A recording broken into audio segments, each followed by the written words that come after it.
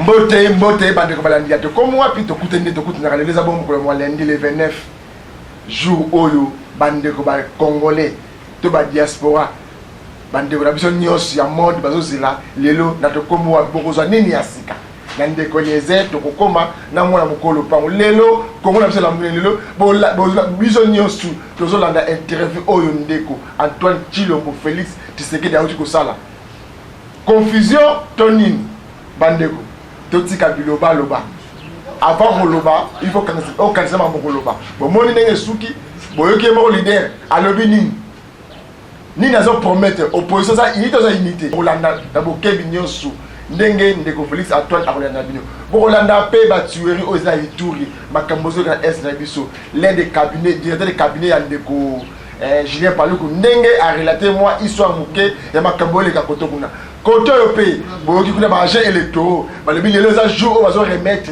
ba machine ba mituka ba hélicoptère gouvernance remettre na maboko ya seni pour une série élection ça bel et bien lié bon la devant boke de sarabine ba de konto pesi mbote de ba de kotu bazo na siko na bunaganda bande bazo na siko na kimbonza kuna na Congo central bande bazo na ndisi na kizavote to pesi nyo mbote bola na ndekoleze nini oyo ako développer ako banda place to ako suka wapi mwana mboka mbote mbote na yope lokola Didier Kiku mbote na bande kotu oyo bakola na biso kuna na samba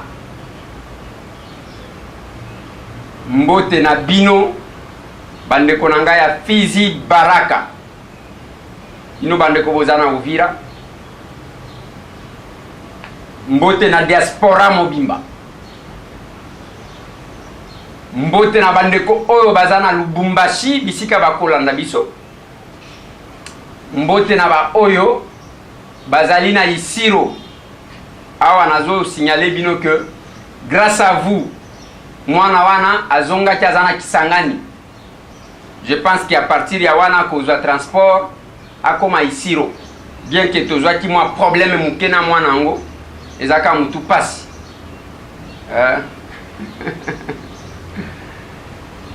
mais toko pesa bino tout merci.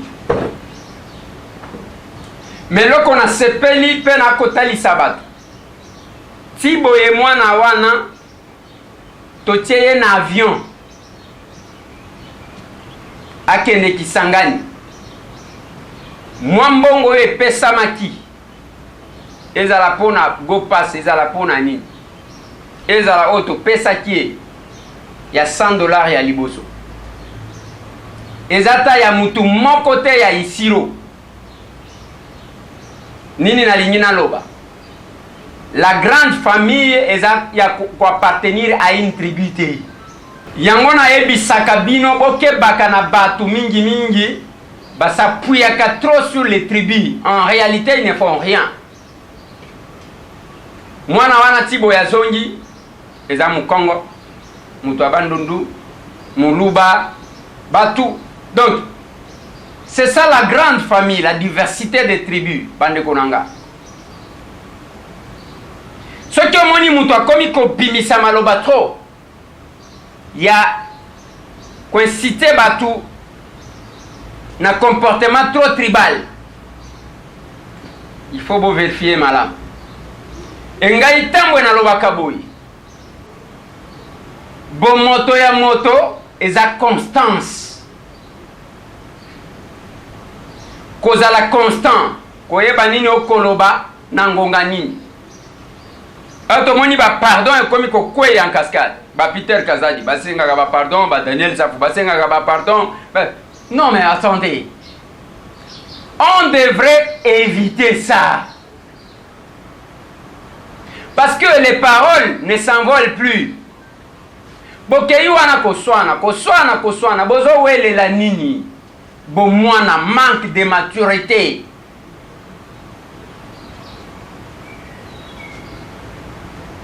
Mande komisusu bakolinga ko ebisanga ke ozolo bela ba oyo te ndeko moko abenyinga ndeko Eliezer. Ce que tali makambu nyonso de pe banda Félix kaka ndazongisaka batu na ye na mulongo. Mais Moïse Katumbi azongisaka batu na ye na mulongo te. Nga na lobby une chose.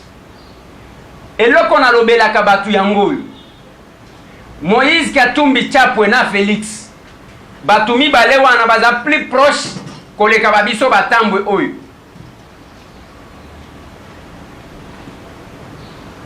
Na évité ceux qui basi basala 2 jours sans que babenga. Na évité. Au moins babenga naka. Eloko akotalisa na yango wana tangu yo mutozana ba mauvais collaborateur bazotia yo na difficulté. Et quand je parlais tangu na pesa ki ndeko oya France toli parce que ya mikomisa nzambe azana banzoi na yatindaka pour l'intérêt de qui banzoi na yo wana bako travailler pour l'intérêt ya Félix mutongo zana ye ou bien contre ses intérêts bozana potos jamais au koti ko sala quelque chose bayoki kaka que non voilà France ake kobeta missile moko na Irak to na Afrique na mboka moko boy sans ko alerter balier ezalaka te. La même chose na Koloba côté ya bandeko yo bazana Moïse Katumbi quelque part là soki bino boza malamu soki bino boza banzoi biso batangwe tokotikalaka jamais kozala banzoi ya bato ya ovandi kaka bota loba boy ngape na lobite wana bosana. Je suis un homme de conscience. Je parle quand je trouve que je dois parler. Je condamne ce que je peux. J'applaudis ce que je peux selon mon appréciation. Lelo ba image ya mafinga wane kotikala yango kaka nde kozonga te oyo afingi oyo afingi tozana posa ya koyeba mutu ya mutu eza munene te oyo eza muke te oyo aza ndenge nini tozana ngo posa te bakongole bazana posa ya changement babika ndenge batu babikaka nakopropozele bino interview ya Félix Antoine Tshilombo Tshisekedi bolanda maloba na ye mbote na bandeko tu bazana Ituri kuna ba inconnu bakoti bakanga bango bazana deux cartes carte ya Rwanda na carte d'électeur ya RD Congo carte ya Rwanda na carte d'électeur ya RD Congo mboka nanga gouverneur intérimaire abaniko kalme bozela muchunge tutaongea bande konanga phénomène wane ko salemaka à l'est. Je vais vous proposer un élément. Il y a directeur de cabinet, il y a Julien Paluku nenga kolobela batu bo sentir badef nalu ce sont des Ougandais, ba FDLR ce sont des Rwandais. Kongwe komaka ya ndenge wana ya libosoto yambana to silicité ba msusu bakotaka et qui fait entrer. Mais na Kinshasa quand même tozolo baki biso toko lia bino biso toko continuer. Et j'ai aimé lors d'un meeting il y a FCC bande ko bakolo ba clairement devant Mokili na batu nyonso que Ramazani Shadari esengeli bo voter pour que a continuer misala ya Joseph Kabila. Ça j'ai aimé. Bande ko na biso wana moko baza honnête bande ko FCC. Parce que balobelaka bino makambu polele sans que bakosa bino. Comme ça bino lokola bo mesana kobina bo swanaka comme ça bo comme a fragiliser bango bazala fort. Pendant les 2 mandats, presque 3 mandats, il y a Joseph Kabila. Mabena malamu na ye, bino ba Congolais boye bien. Yango bandeko ya FCC balobi. Lokola boza malamu, lokola boko futa malamu, lokola boko lia malamu, lokola boza na sécurité malamu, to continuer nango. Ça a été dit devant tout le monde. Muto contredire pe azati. Mais batu ba kobina ba komela. bapesi yo 1000 francs ye wana vimba ozovimbela nani? Bible elobi pesa mobola masanga langwa bongo bosana pasi na ye. Ça c'est la Bible qui dit. Pesa mobola masanga amele alangwa bongo bosana pasi na ye. Yango zomona ba Congolais ba koma ba soulard na degré moko o makambo mbula lima oyo na habité au point où tozo swana pona kaka incompréhension muke ya mwa likamoko muke. Félix Antoine Tshilombo Tshisekedi tenir à ce pays formidable, extraordinaire, qui mérite un meilleur sort. Président, vous avez dit que c'est un honneur, et cela est vrai, mais c'est aussi une charge. Vous avez beaucoup de gens qui sont derrière vous actuellement et qui croient en vous. Et si nous voyons un peu ce qui est en train de se passer aujourd'hui au sein de la République, on sent qu'il y a vraiment un laisser-aller au sein de l'opposition. Qui est opposé aujourd'hui, qui ne l'est pas? Est-ce que l'opposition est-elle unie? Vous avez pris une pose de position actuellement qui, des fois, est très mal comprise. De quelle manière pouvez-vous défendre votre lecture par rapport au bien-être de la nation? Oui, je l'expliquerai, si vous le permettez, à un autre moment. Hein. Je parlerai de cette position à un autre moment. Mais à mes amis, j'en ai parlé quand on était entre quatre murs. Mais ça fera vraiment l'objet de toute une conférence pour que j'explique cette position. Je suis le premier, comme vous pouvez vous en douter, à regretter ce cafouillage, cette cacophonie qu'il y a au sein de l'opposition. D'autant plus que j'ai investi ma personne à plusieurs reprises dans des réunions à Kinshasa et ailleurs pour qu'on ait un entendement commun. En fait, ce qui se passe, c'est simplement un problème de divergence de vue sur une stratégie. Et c'est malheureux de voir que certains d'entre nous n'ont pas eu à maîtriser leurs nerfs et se sont répandus comme ça sur les réseaux sociaux, mettant en péril cette unité de l'opposition qui nous est chère. Et nous n'avons pas le droit de nous comporter comme ça parce que toute une nation espère en nous.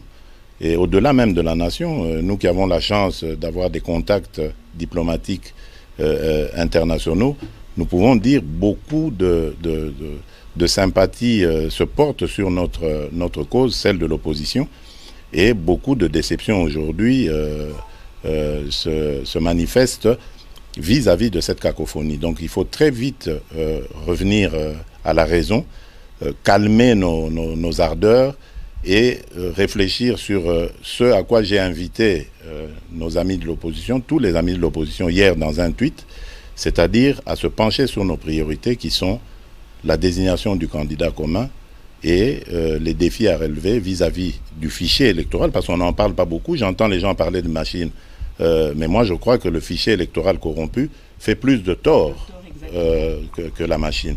Donc machine à voter et enfin fichier électoral et puis machine à voter. Réfléchissons là-dessus, nous pouvons le faire, au lieu de passer notre temps à nous invectiver, à nous vilipender sur les réseaux sociaux. Ce n'est pas du tout honorable et c'est même criminel en ce moment où le peuple a besoin de nous. Président Fachi, apparemment vous faites peur. Ça doit être le cas. On parle de candidature commune.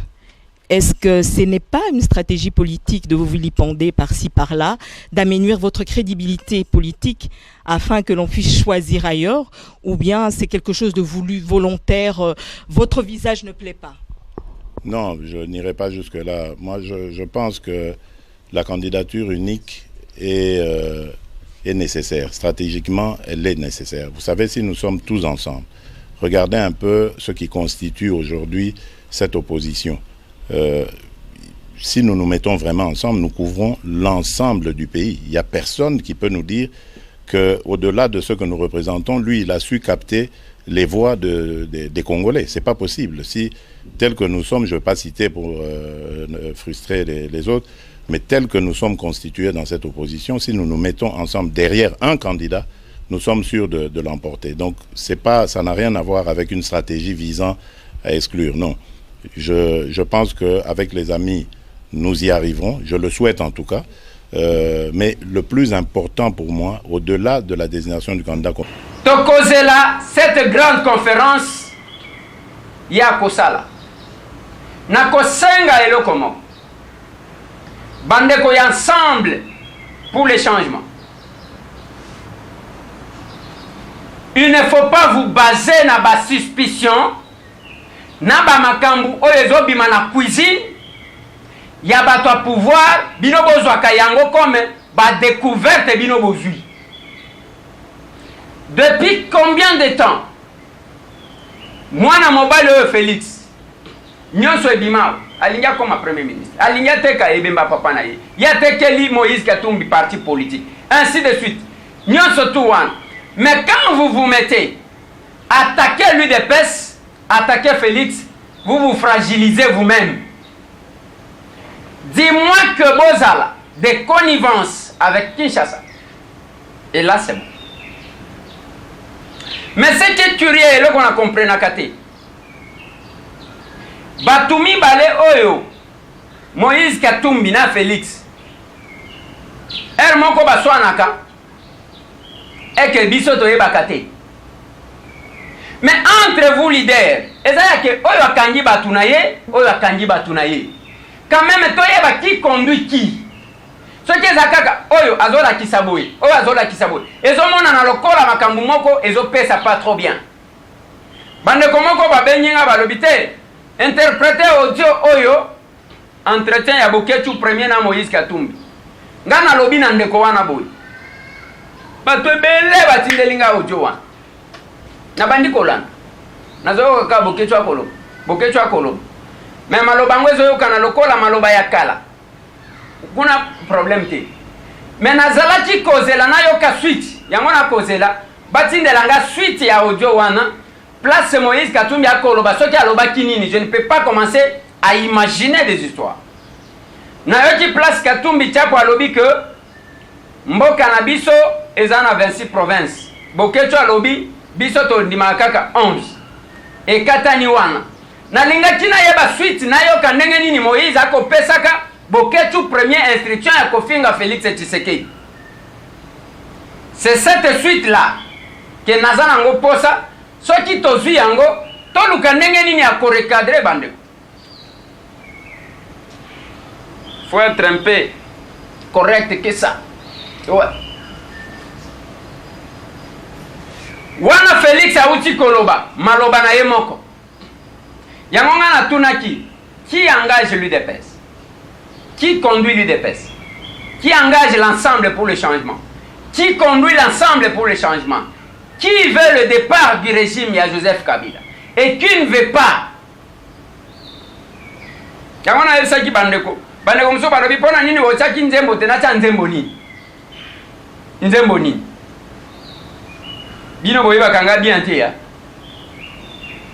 Il faut boye wanga madame. Tozaki na meeting na marche ya opposition. Et puis nako solola kana bandeko ya UDPS chaque jour.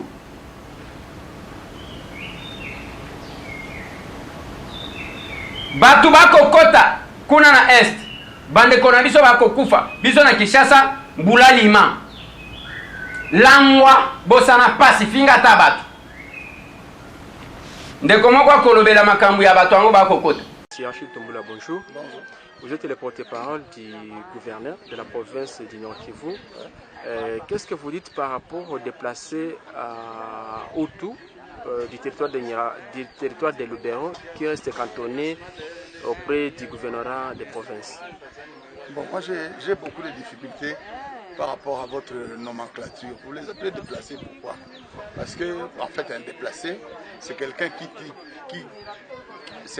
quitte un endroit précis, connu, et il va vers un autre endroit. Prenons une référence.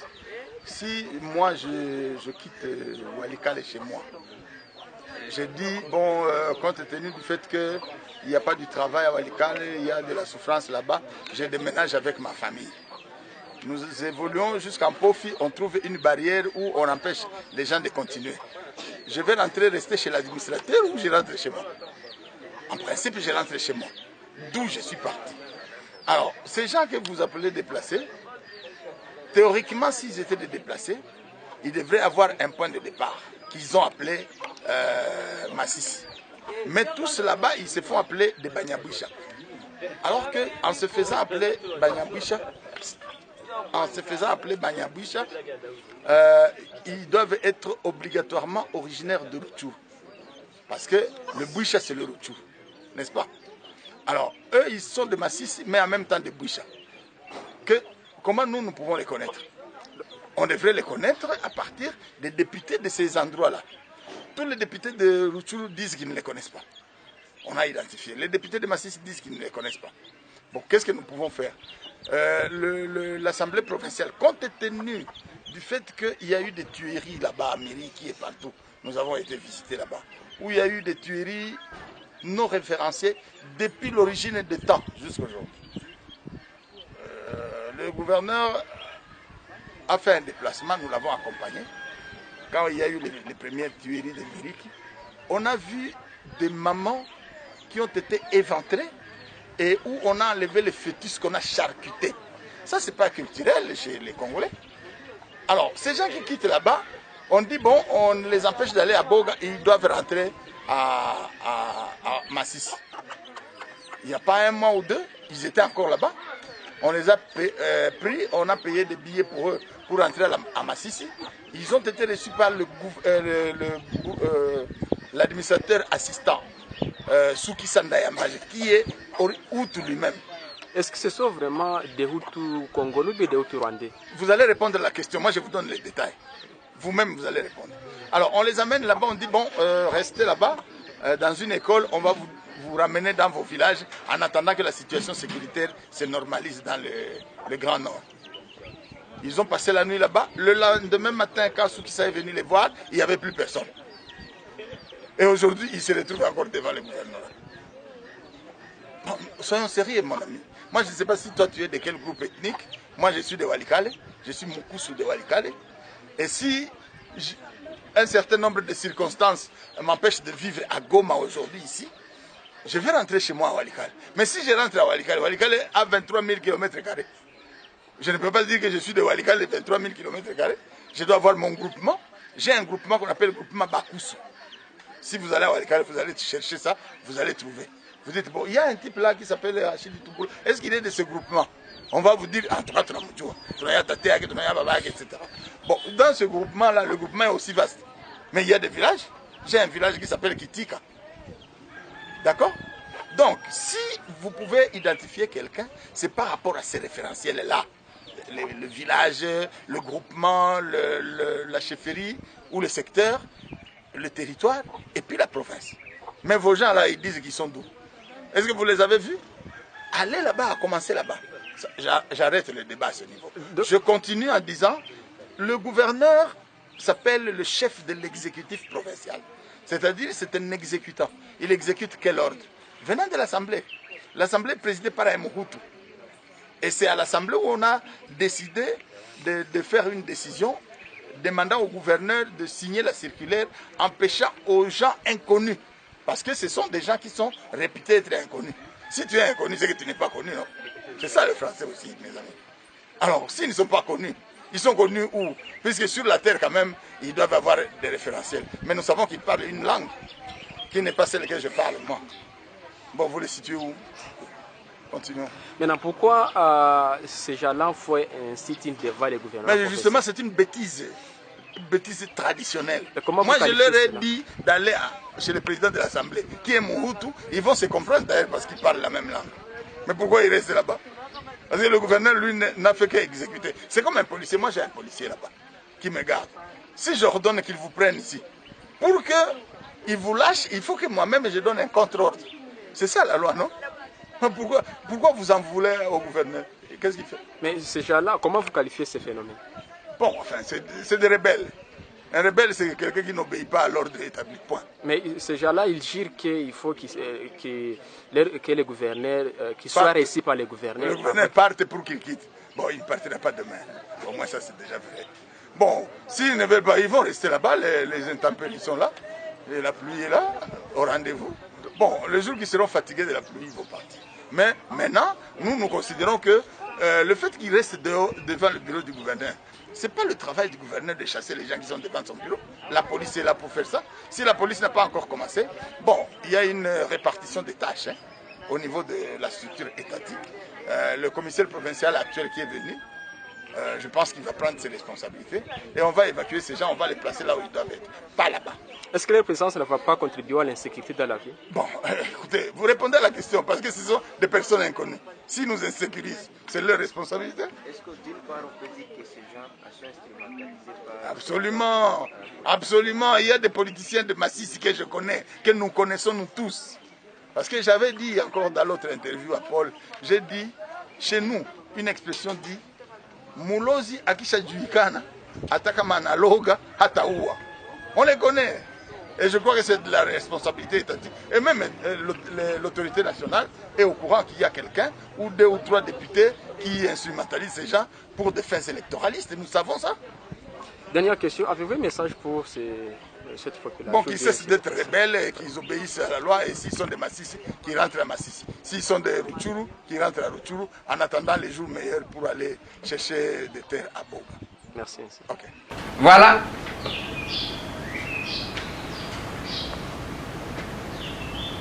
Ce sont là les vérités. Nakobanda kozwela bino chaque fois ba élément ya modèle wa.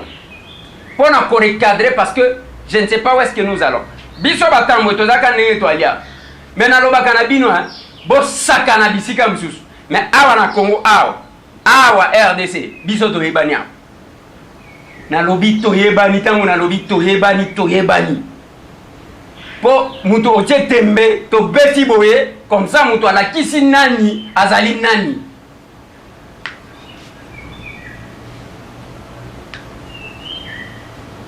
To kenda kata meeting ango ya opposition, marche ya opposition. To kitaki. To kenda ki meeting ya opposition. To kitaki batu ba comprendre. To kendaka batu ba santaka et nous savons. Ce n'est pas de l'orgueil parce que nous savons. Bolingi boko tsabiso wapi. Na ndenge ya ba lokuta ya ba sentiment ya d'émotion.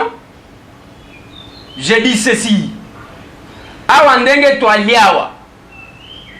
Ba Congolais ba kozela eloko moko ba bengi changement. Tout celui qui va travailler pour l'unité des autres pour nous amener au changement. Je dis ça aux gens. Bande konanga. Mutu nyonso akosala musala ya ketoko mana changement. Ngai tambo je soutiens. Oyo akosala ke to demeurer na ba condition na kobundisa ye. Et puis na kotala ye mutu akosala pe loko azate. Na lobi boy na kobundisa ye sérieusement. Yango na kosenga na bandeko. Tango bozo sale la sentiment na bino botiaka moi mai. Parce que les images restent et vous vendez na ba adversaire Botswani na tongo na midi. C'est l'esprit quinois. Moi je ne suis pas quinois. Oya ke utelemi na mutu bofingani après yaya ezande aboma moto yaya ngana za kaningwa na to bebani. Yango moni na linga ko koma na sukate. Voilà Didier Kiku na lingina tikela yo. Bongo na koka ko kende. Na kende nanu ko tanga classe. Talaka.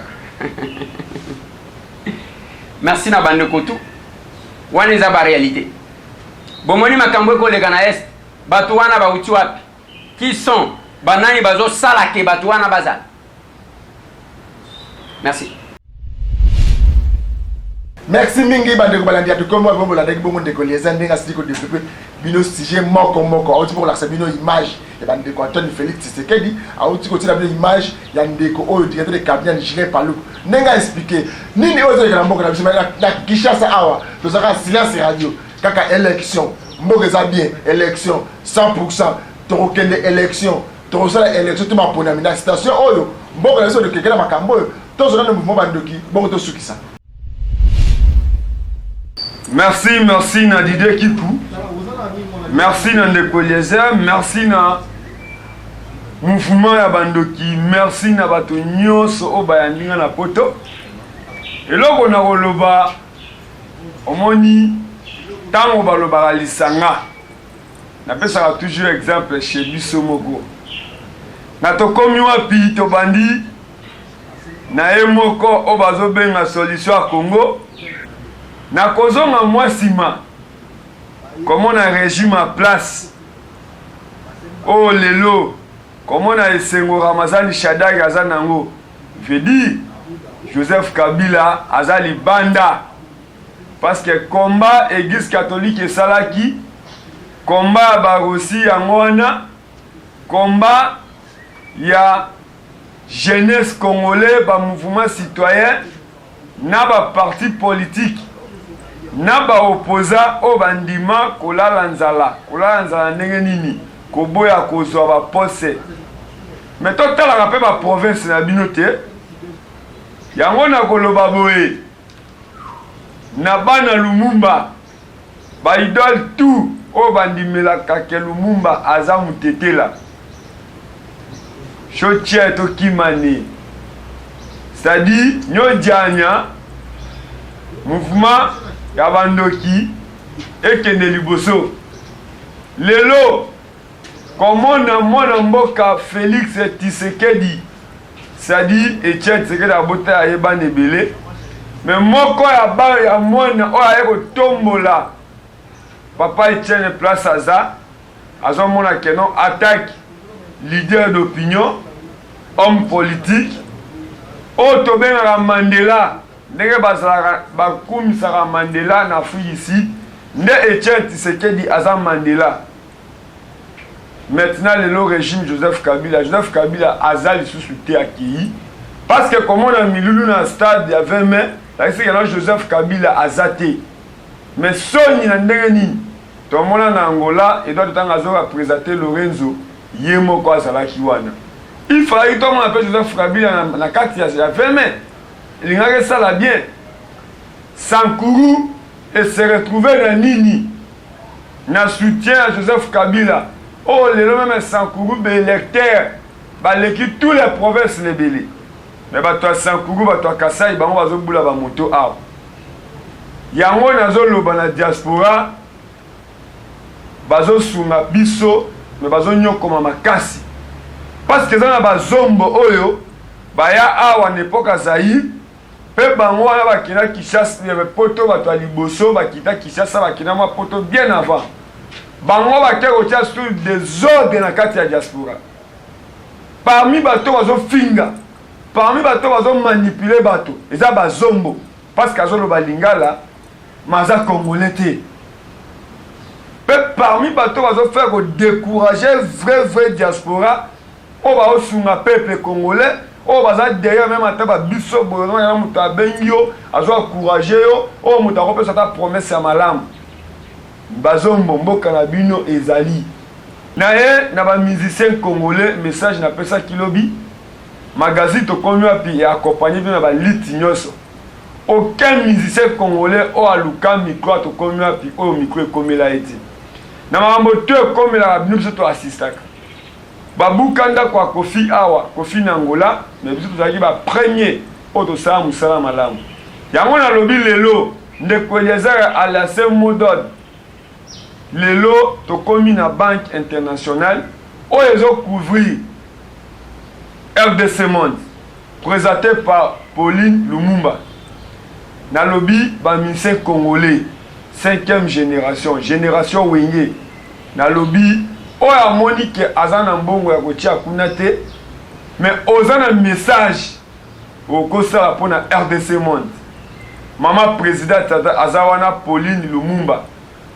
Lumumba elakisi mwana ya Lumumba et ateka lokuta te mwana Lumumba vrai na lobi na vienanga Richard Pangi Richard o alata kombo ya Congo totia Richard Pangi ka totia mouvement bandoki ka totia magazine to komi wapi ka toki pepe mouvement bandoki parce que tokokende liboso na soutien na bino tozala uni tozala derrière Félix Tshisekedi na ba président nyonso oyo baza derrière ye na ba leader nyonso babike non tozala soudé totelemi la machine à voter tozala derrière peuple aux population balingi.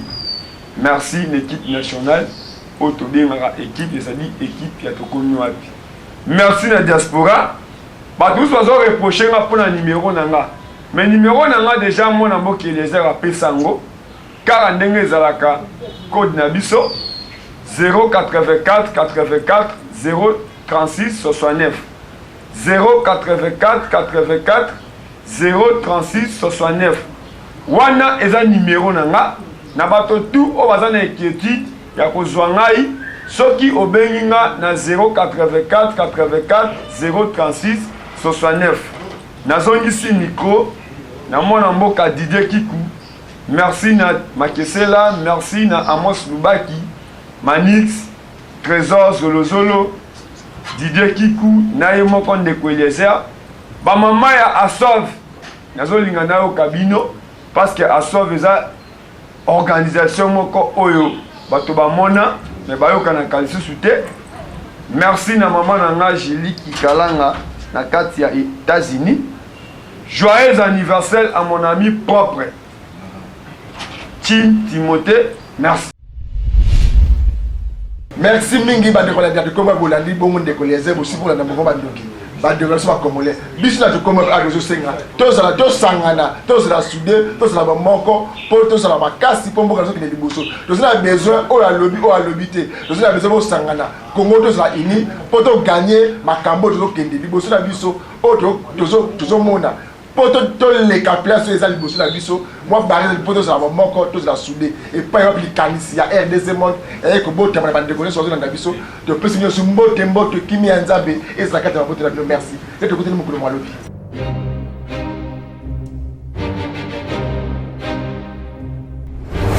Désormais na compte YouTube na bino to teli bino tranche mobimba ozana communiquer ozana mutoko luka olindo sans l'activité makambo ba pasteur action nyonso ndenge kosalema ozana place moko na kati ya compte YouTube makambo na bino ya basport